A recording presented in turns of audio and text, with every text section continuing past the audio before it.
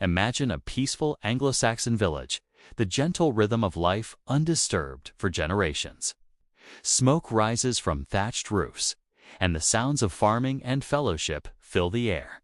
Then, on the horizon, a terrifying sight. The dragon prow of a longship cuts through the morning mist. Soon, one becomes 10, then 20. For decades, their raids were swift, brutal, and fleeting. They came for gold, for slaves, and then they were gone. But in 865 A.D., something far more ominous arrived on England's shores. Not just raiders, but an entire army, united and determined to conquer. This was the Great Heathen Army, and its arrival would forever change the map of England. The story of the Great Heathen Army doesn't begin in 865. Its prologue was written nearly a century earlier. In 793 A.D., with the infamous raid on the holy monastery of Lindisfarne, monks were slaughtered and priceless treasures were carried away. This event sent a shockwave of terror across Christian Europe and established the Vikings as the boogeyman of the age. For the next 70 years, this was the pattern: terrifying, violent, but ultimately temporary hit-and-run attacks. They would appear with the summer sailing season, plunder what they could, and vanish before any real defense could be mounted. But things were changing. Back in Scandinavia, good land was becoming scarce, and political power was consolidating. The stories of England's fractured kingdoms and immense wealth were too tempting to ignore. The ambition of the Vikings grew beyond simple plunder. They started to desire land, settlement, and permanent dominion. The seasonal raids were about to become a full-scale invasion. In the autumn of 865, the people of East Anglia watched in horror as a fleet of unprecedented size beached on their shores. This was no mere raiding party. This was an armada. Historians call it the Great Heathen Army, a formidable coalition of warriors from Denmark, Norway, and Sweden, united for a common purpose. While it wasn't a single centrally commanded force in the modern sense, it was led by some of the most famous and feared names in the Viking world. Brothers like Ivar the Boneless, a brilliant and ruthless strategist, Halfdan Ragnarsson, and Duba. Legend names them the sons of the semi-mythical hero Ragnar Lothbrok, supposedly seeking revenge for their father's death. Whether for vengeance or for conquest, their presence was a declaration of war. Cleverly, they didn't begin their campaign with immediate slaughter. They made a deal with the East Anglian king, who, facing overwhelming force, provided them with horses and winter supplies. The army spent the winter consolidating, transforming from a seaborne force into a highly mobile cavalry army, ready to strike at the heart of Anglo-Saxon England. With the first light of spring, the army marched north. Their target was Northumbria, the richest and most powerful of the northern kingdoms, but one crippled by a bitter civil war. The Vikings, led by Ivar, were masters at exploiting such divisions. On All Saints' Day, 866, they stormed the great city of York, catching the Northumbrians completely by surprise. The two rival kings of Northumbria, Osbert and Gley, belatedly united their forces to try and retake the city, but it was too late. They charged through a breach in the walls and were annihilated in the narrow streets. Northumbria had fallen. With the north secured, the army turned its attention back south, to the kingdom of East Anglia, which had first hosted them. This time, they came not as guests, but as conquerors. King Edmund, faced with the demand to renounce his Christian faith and rule as a Viking puppet, refused. What followed became a legendary tale of martyrdom. According to the accounts, Edmund was tied to a tree, scourged, shot with so many arrows that he looked like a hedgehog, and then beheaded. His defiance made him a saint, a powerful symbol of Anglo-Saxon resistance against the pagan invaders. But his kingdom was now theirs. By 872 of the 4 major Anglo-Saxon kingdoms had been conquered. Mercia was on its knees, and only one kingdom remained as a bastion of resistance: Wessex, in the south, led by a young king named Alfred.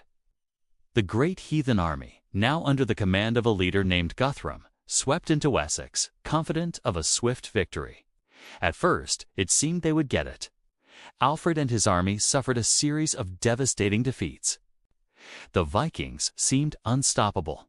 The situation grew so desperate that in 878, Alfred was forced to abandon his court and flee into the marshlands of Athelney with only a small band of loyal followers. It was the lowest point for the Anglo-Saxons. From his hidden refuge in the swamps, Alfred didn't just despair. He plotted. He began to think differently. He abandoned conventional battles, which he couldn't win, and embraced guerrilla warfare, launching small, swift raids against Viking patrols and supply lines. He began a revolutionary program of building a network of fortified towns, or burhs, creating strong points of defense and refuge across the kingdom. He also reformed the Fyrd, his militia, creating a standing army that could react quickly to threats. Alfred was building a kingdom that could fight back. This period of hiding and rebuilding culminated in one of the most important battles in English history. Alfred sent out messengers, calling the men of Somerset, Wiltshire, and Hampshire to rally to his banner at a site known as Egbert's Stone. The Fyrd answered the call. An army, forged in desperation and inspired by their king's resilience, emerged from the marshes. They met Guthrum's great army at a place called Edington. The battle raged for hours, a brutal clash of shield walls. But this time, Alfred's reformed army held firm. They pushed the Vikings back, broke their shield wall, and pursued them to their fortress at Chippenham. After a 2-week siege, starving and broken, Guthrum surrendered. The Battle of Edington was more than just a military victory. It was a profound turning point. It proved that the Vikings were not invincible and saved Anglo-Saxon England from complete subjugation. The peace that followed, known as the Treaty of Wedmore, was as strategic as the battle itself.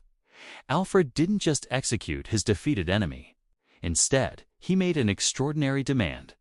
Guthrum and his leading chieftains must accept baptism and convert to Christianity. Alfred himself stood as Guthrum's godfather.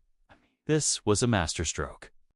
By bringing his enemy into the Christian fold, Alfred neutralized the religious justification for the Holy War and created a basis for a lasting peace.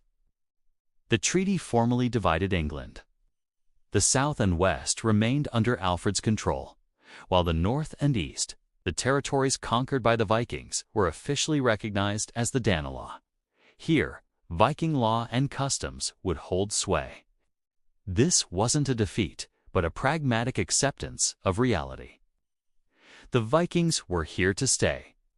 This division had a profound cultural impact, as Norse and Old English languages and cultures mingled, creating a unique hybrid society. Alfred spent the rest of his reign not just as a warrior, but as a unifier, promoting education, translating texts into English, and laying the foundations for what would one day become a single, unified kingdom of England. He earned his title, Alfred the Great. So what was the ultimate legacy of the Great Heathen Army? It arrived as a force of pure destruction, a pagan horde that tore down kingdoms and martyred saints. But in doing so, it inadvertently forged the very thing it sought to destroy. By shattering the old, fractured landscape of warring Anglo-Saxon kingdoms, it created a vacuum that a visionary leader like Alfred could fill. The relentless pressure of the Viking threat forced the Anglo-Saxons to unite, to innovate, and to forge a stronger, more resilient identity. The creation of the Danelaw led to a rich cultural fusion that permanently shaped the English language, with words like sky, leg, and window coming directly from Old Norse. The roar of the Great Heathen Army echoed through history, not just as a sound of destruction, but as the thunder that heralded the birth of a new nation. It's a powerful reminder that sometimes the most transformative moments in history are born from the greatest crises. Thanks for watching. If you want to explore more pivotal moments that shaped our world, make sure to subscribe and join us for our next journey into the past.